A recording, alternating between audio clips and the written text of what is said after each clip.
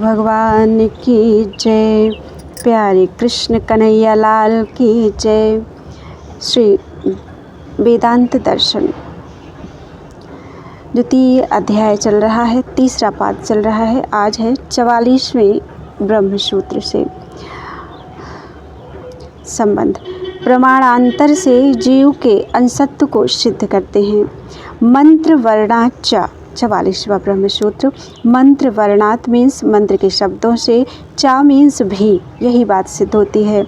इस परब्रह्म परमेश्वर का महत्व है ही, वह परम पुरुष उससे अधिक भी है। समस्त जीव समुदाय इस परब्रह्म का एक पाद अर्थात अंश है और इसके 3 पाद अमृत स्वरूप दिव्य सर्वथा अलौकिक अपने ही विज्ञानानंद रूप में है। छांदोग्य उपनिषद 3:12-6। इस प्रकार मंत्र के शब्दों में स्पष्ट ही समस्त जीवों को ईश्वर का अंश बताया गया है। इसमें भी यही सिद्ध होता है कि जीवगण परमेश्वर के अंश हैं। संबंध उसी बात को स्मृति प्रमाण से सिद्ध करते हैं। अपिचा स्मर्यते 45वां ब्रह्मसूत्र। अपि मीन्स इसके सिवा, स्मर्यते च मीन्स भगवद गीता आदि में यही स्मरण भी किया गया है। अध्याय 15 और 7वां श्लोक में साक्षात भगवान श्री कृष्ण ने भी इसका अनुमोदन किया है। ममैवांशो जीवलोके जीवभूतः सनातनः। इस जीवलोक में यह जीव समुदाय मेरा ही अंश है।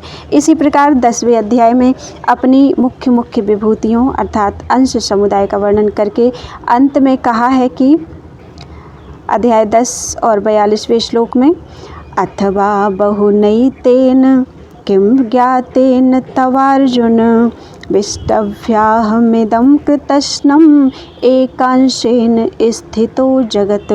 अर्जुन, तुझे इस बहुत भेदों को अलग अलग जानने से क्या प्रयोजन है।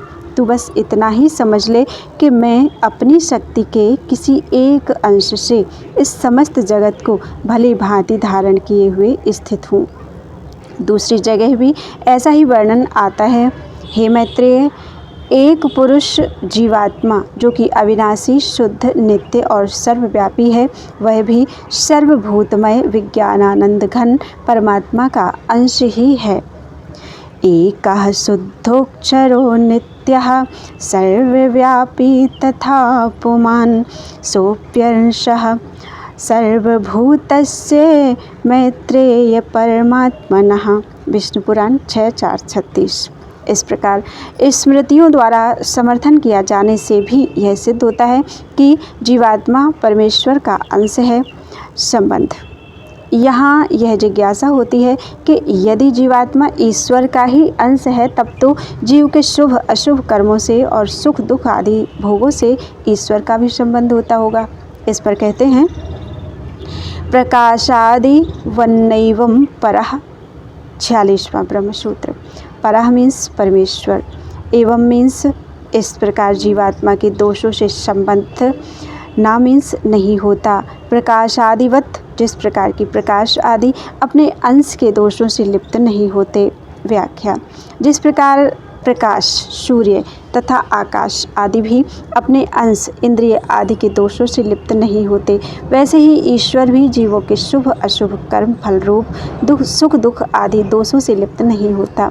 श्रुति में कहा है सूर्यो यथा सर्वलोकस्य चक्षुर्न लिप्यते चक्षुषैर्बाह्य दोषैः एकस्तथा सर्वभूतान्तरात्मा न लिप्यते लोक दुःखेन बाह्यः। जिस प्रकार समस्त लोकों के चक्षु स्वरूप सूर्यदेव चक्षु में होने वाले दोषों से लिप्त नहीं होता, वैसे ही समस्त प्राणियों के अंतरात्मा अद्वितीय परमेश्वर लोगों के दुखों से लिप्त नहीं होता। संबंध इसी बात को स्मृति प्रमाण से पुष्ट करते हैं। स्मरन्ति च 47वां ब्रह्मसूत्र। स्मरन्ति मीन्स यही बात स्मृतिकार कहते हैं। चा मीन्स और श्रुति में भी कही गई है। व्याख्या श्रीमद् भगवद गीता में भी ऐसा ही वर्णन मिलता है। अनादित्वान् निर्गुणत्वात् परमात्मायम् अव्ययः शरीरस्थोऽपि कौन्तेय न करोति न लिप्यते। अर्जुन, यह अविनाशी परमात्मा अनादि और गुणातीत होने के कारण शरीर में स्थित हुआ भी ना तो स्वयं करता है और न सुख दुख आदि फलों से लिप्त ही होता है। गीता का 13वां अध्याय 31वां श्लोक। इसी प्रकार दूसरी जगह भी कहा है कि उन दोनों में जो परमात्मा नित्य और निर्गुण कहा गया है, वह जिस प्रकार कमल का पत्ता जल में रहता हुआ जल से लिप्त नहीं होता, वैसे ही वह जीव के कर्म फलों से लिप्त नहीं होता। महाभारत शांति पर्व 351 14-15। इसी प्रकार श्रुति में भी कहा है कि उन दोनों में से एक जीवात्मा तो पीपल के पत्तों को अर्थात कर्म फल रूप सुख दुखों को भोगता है और परमेश्वर न भोगता हुआ देखता रहता है। मुंडक उपनिषद 3:1-1। इससे भी यही सिद्ध होता है कि परमात्मा किसी प्रकार के दोषों से लिप्त नहीं होता। संबंध। यहाँ यह जिज्ञासा होती है कि जब सभी जीव एक ही परमेश्वर के अंश हैं, तब किसी एक के लिए जिस काम को करने की आज्ञा दी जाती है, दूसरे के लिए उसी का निषेध क्यों किया जाता है? शास्त्र में जीवों के लिए भिन्न भिन्न आदेश दिए जाने का क्या कारण है? इस पर कहते हैं, अनुज्ञा परिहारौ देह संबंधात् ज्योतिरादिवत्। 48वां ब्रह्मसूत्र। अनुज्ञा परिहारौ मीन्स विधि और निषेध, ज्योतिरादिवत मीन्स ज्योति आदि की भांति, देह संबंधात शरीरों के संबंध से है।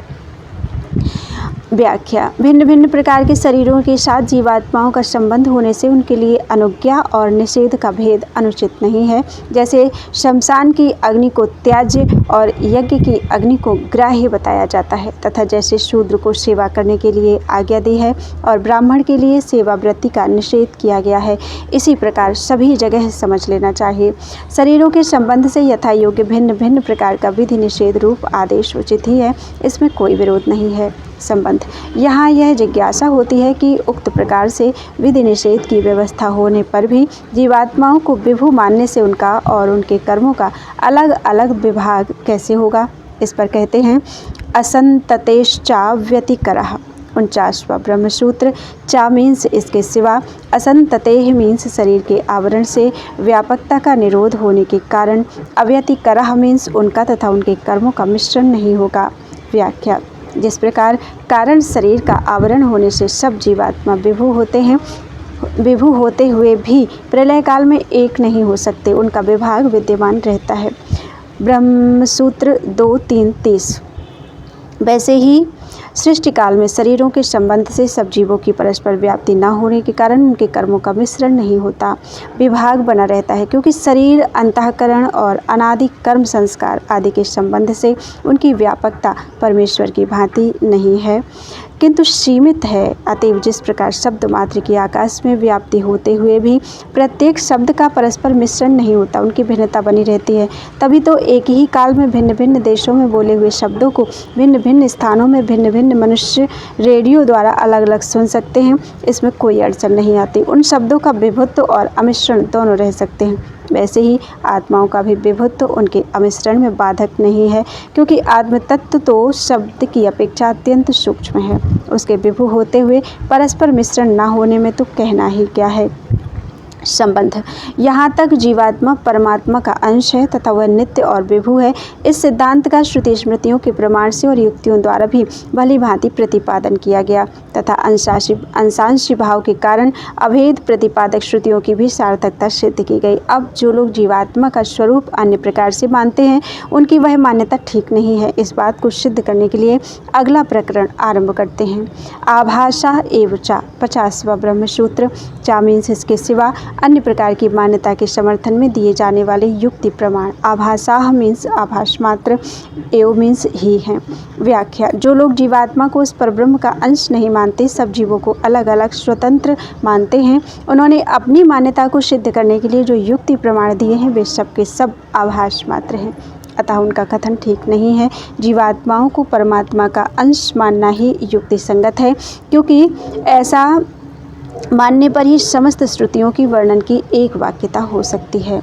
संबंध। परब्रह्म परमेश्वर को श्रुति में अखंड और अवयव रहित बताया गया है, इसलिए उसका अंश नहीं हो सकता। फिर भी जो जीवों को उस परमात्मा का अंश कहा जाता है, वह अंशांशी भाव वास्तविक नहीं है, घटाकाश की भांति उपाधि के निमित्त से प्रतीत होता है। ऐसा माना जाए तो क्या आपत्ति है। बोलो वृंदावन बिहारी लाल की जय। 50 ब्रह्मसूत्र आज हुए हैं। त्वदीयं वस्तु गोविंद तुभ्यमेव समर्पये तेन त्वदङ्घ्रिकमले रतिं मे यच्छ शाश्वतीम्।